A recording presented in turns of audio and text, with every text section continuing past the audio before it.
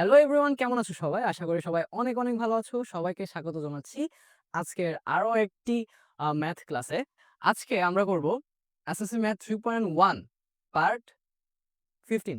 এই অধ্যায়টা আমরা করতেছি। এই অধ্যায়ের আ কত নাম্বার অঙ্ক করতেছি? আজকে হচ্ছে 13 নম্বর অঙ্কটা করব। দেখো 13 নম্বরে যেই অঙ্কটা আছে এটাতে বলছে তোমার একটা রাশি দিছে। তো এই রাশিটাকে কি করতে বলছে দেখো। আ দুটি বর্গের বিয়োগফল রূপে প্রকাশ করো। এই সেম কথাটারে সেম প্রশ্নটা এইভাবেও লেখে, দুটি বর্গের অন্তর রূপে প্রকাশ করো। দুটি বর্গের অন্তর রূপে প্রকাশ করো। এই অন্তর কিন্তু ওই অন্তর না যেটা আমরা চিনি আরকি, হার্ট বা হৃদয়, ওই অন্তর না। ঠিক আছে? এখানে গণিতের মধ্যে অন্তর হচ্ছে বিয়োগফল। বুঝছো? আচ্ছা, কি করতে বলছে? দুটি বর্গের বিয়োগফল রূপে প্রকাশ করতে বলছে। বর্গ মানে কি যেন ছিল? বর্গ হচ্ছে ওই যে আমরা যেটা স্কয়ার বলে চিনি, তাই না? আচ্ছা, এখন এই ধরনের প্রশ্ন যখন থাকবো তখন তোমার অবশ্যই খেয়াল রাখবা যেন তোমার যারে তুমি দুইটা বর্গের অন্তরূপে প্রকাশ করবা তারা যেন এইরকম ভাবে দুইটা উৎপাদক আকারে থাকে। ভাইয়া উৎপাদক কি? উৎপাদক হচ্ছে যে দুইটা রাশি, এই যে এটা একটা রাশি, এটা একটা রাশি, দুইটা রাশির মধ্যে যেন গুণ সম্পর্ক থাকে। ঠিক আছে? দুই বা ততোধিক, দুই বা দুইয়ের অধিক আর কি। হ্যাঁ, এই যে ধরো দুইটা রাশি অথবা তিনটা রাশি, এদের মধ্যে যদি গুণ সম্পর্ক থাকে তখন এদেরকে কি বলে? একে অপরের উৎপাদক বলে। আশা করি জানো, যদি না জানো কোনো সমস্যা নাই, এখন জানা নিলা। ঠিক আছে? আচ্ছা, এখন আমরা যেটা বলতেছিলাম যে তুমি শিওর হইবা যে তুমি যারে দুইটা বর্গের অন্তর বা বিয়োগফল রূপে প্রকাশ করতেছো সেটা যেন এরকম উৎপাদক আকারে থাকে। বা ধরেন উৎপাদক আকারে থাকলো না, তাহলে কি করবা? তাহলে উৎপাদক আকারে বিশ্লেষণ করে নিবা। ঠিক আছে? উৎপাদকের বিশ্লেষণ করে নিবা। আচ্ছা, এখন উৎপাদকের বিশ্লেষণ কেমনে করা লাগে এটা তো আহ পরবর্তীতে আরেকটা অঙ্ক আছে যেটার মধ্যে তুমি উৎপাদকের বিশ্লেষণ শিখবা। এইটা কিছুটা হয়তো শিখছো। যাই হোক, উৎপাদকের বিশ্লেষণ নিয়ে এটার পরবর্তী, এই অধ্যায়ের পরবর্তীতে আছে, তখন শিখবা। ঠিক আছে? আর আরেকটা হচ্ছে খুব সহজ, সহজ বলতে গেলে খুব পরিচিত যে উৎপাদকের বিশ্লেষণ করার একটা পদ্ধতি, সেটা হচ্ছে ওই মিডল ফ্যাক্টর। আশা করি মিডল ফ্যাক্টরের নাম সবাই শুনছো, এত বড় যেহেতু মিডল ফ্যাক্টরের নাম শোনার কথা। তো মিডল ফ্যাক্টরের মাধ্যমে উৎপাদক বিশ্লেষণ করা যায়। তারপর হচ্ছে এ স্কোয়ার মাইনাস বি স্কোয়ার, এ প্লাস বি ইন্টু এ মাইনাস বি, এটার মাধ্যমে উৎপাদক বিশ্লেষণ করে। হুম।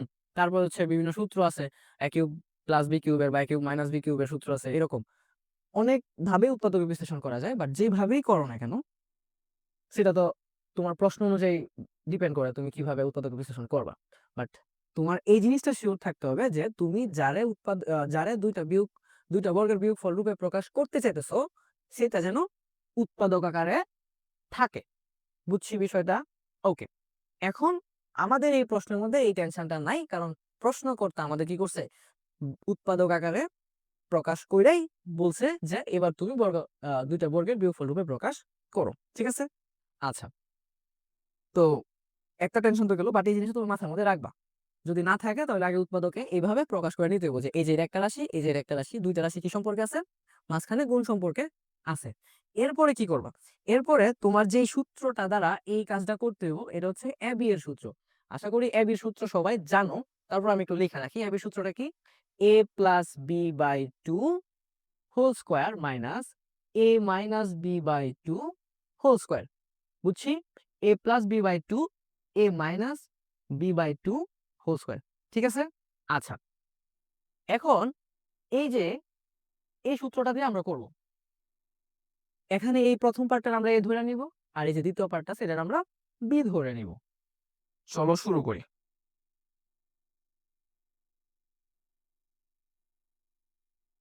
সমাধান।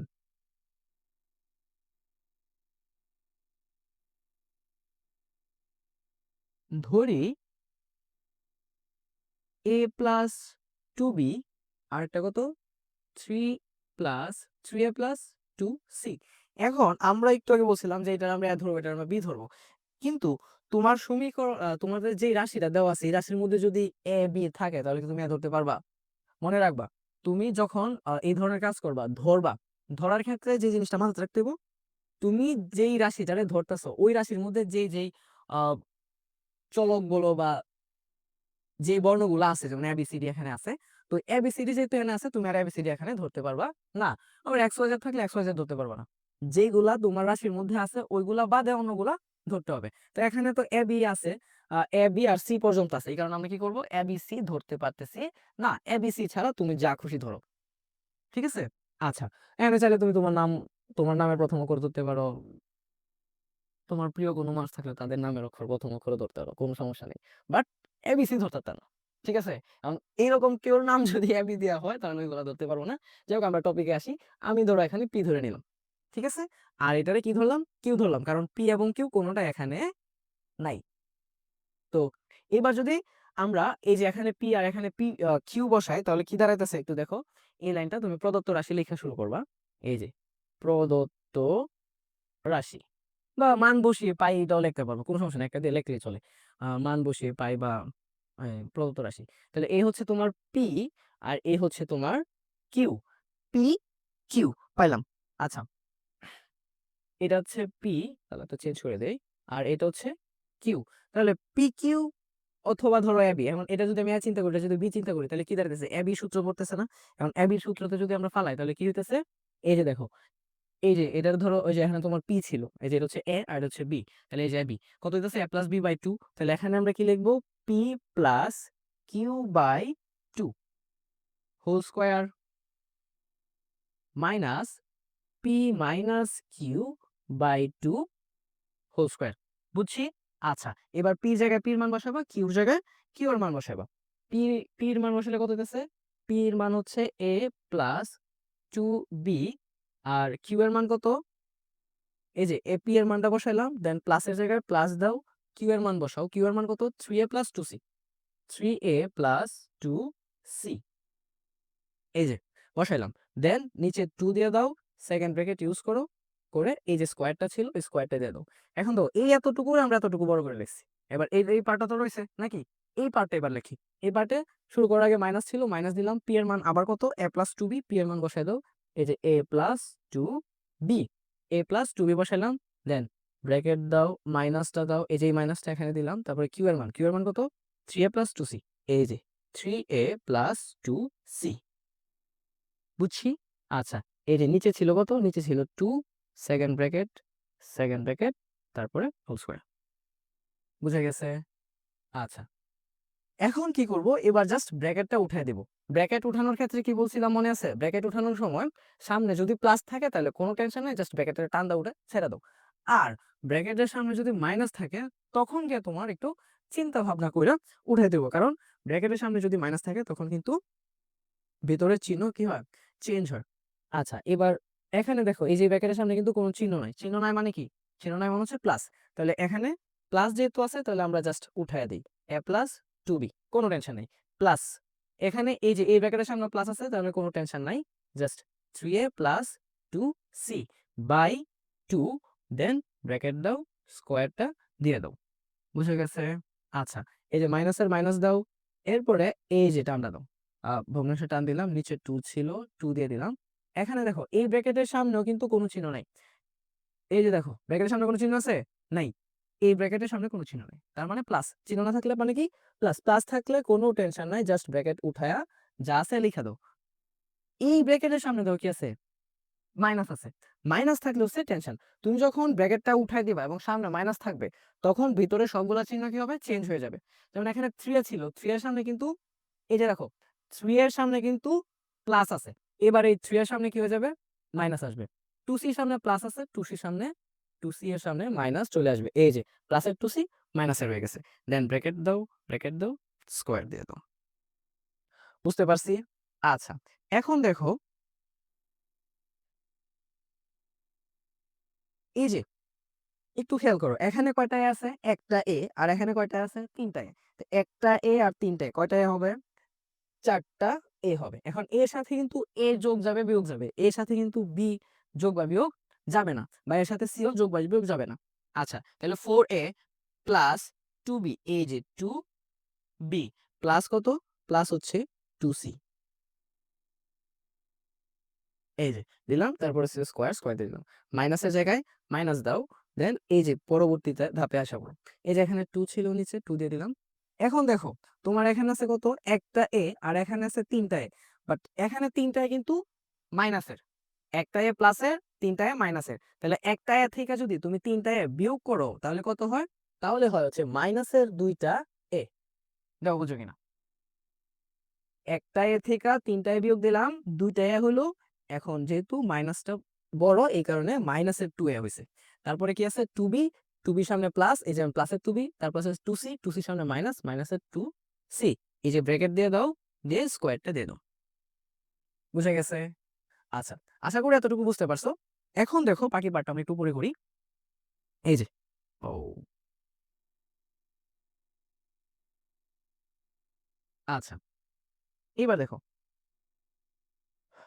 এই উপরে যে উপরের পার্টটাতে একটু তাকাও, 4 আছে, 4 এ আছে, 2b আছে, 2c আছে। এখান থেকে আমরা চাইলে কি করতে পারি, 2 কমন নিতে পারি। তো আমরা 2 কমন নিয়ে নিই।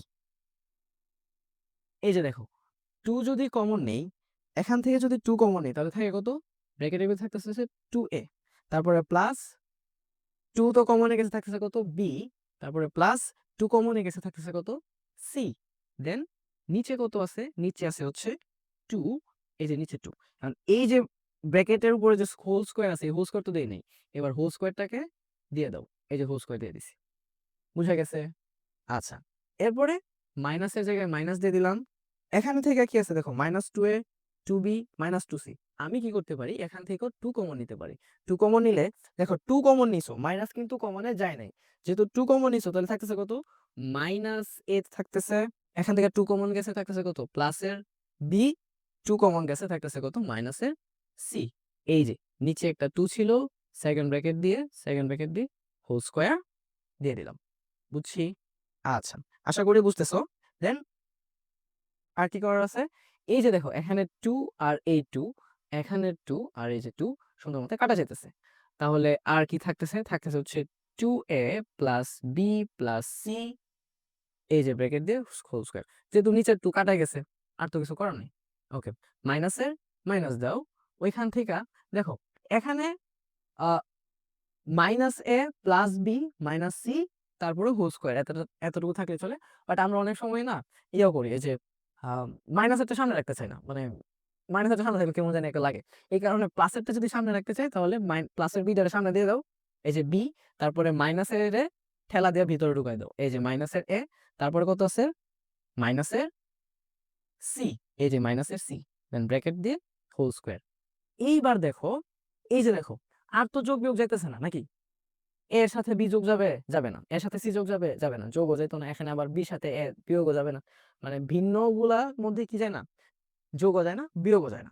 তাহলে এবার যদি আমরা একটু তাকাই, এই যে দেখো একটা রাশি বর্গ, এই যে আরেকটা রাশির বর্গ, একটা বর্গ, দুইটা বর্গ, এই দুইটা বর্গের মাঝখানে কি বিয়োগ, তাহলে যে একটা বর্গ এবং দুইটা বর্গ, দুইটা বর্গের বিয়োগ, এই ছিল আমাদের প্রশ্নের মধ্যে। দেখো কি বলছে, দুটি বর্গের বিয়োগফল রূপে প্রকাশ করো। এই যে দুইটা বর্গের বিয়োগফল রূপে আমরা প্রকাশ করে ফেলছি, অর্থাৎ এটাই আমাদের উত্তর। বুঝতে পারছো? আশা করি অঙ্কটা বুঝতে পারছো। এবং এই ধরনের অঙ্কগুলো কিন্তু অনেক ইম্পর্টেন্ট, পরীক্ষার মধ্যে আসে। যদি কোনো সমস্যা থাকে তাহলে অবশ্যই কমেন্ট করে জানাবা। আর যদি ভিডিওটা ভালো লাগে তাহলে লাইক করে রেখো। টাটা।